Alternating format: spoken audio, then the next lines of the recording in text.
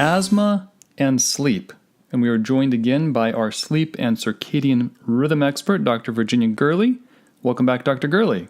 Thank you, Dr. Brayman.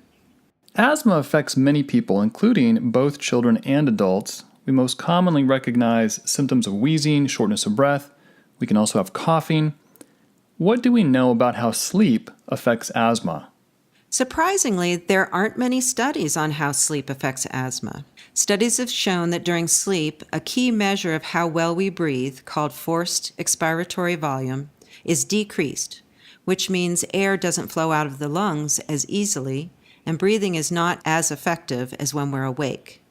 It's not clear whether the usual decrease in forced expiratory volume that occurs during sleep is greater in people with asthma, but it does seem to contribute to worsening of symptoms during sleep, and this is called nocturnal asthma.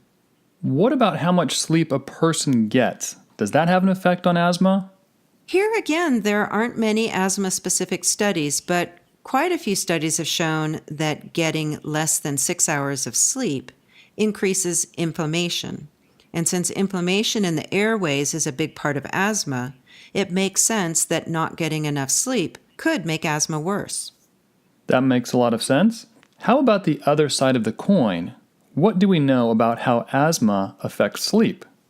Here, we have many more studies, and unfortunately, most of them show that asthma can have a very negative effect on sleep, especially sleep quality.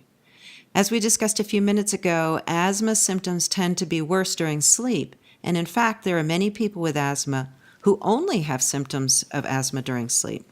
Now, not all coughing at night is asthma.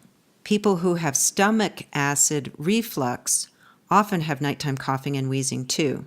But clearly, anyone that regularly experiences nighttime coughing and wheezing and difficulty breathing is not going to get restful, restorative sleep. And sadly, many people don't tell their doctor about their chronic nighttime coughing, and then their asthma or their gastric reflux goes undiagnosed and untreated. So it sounds like good management of sleep time asthma symptoms can provide a great win-win. That's right.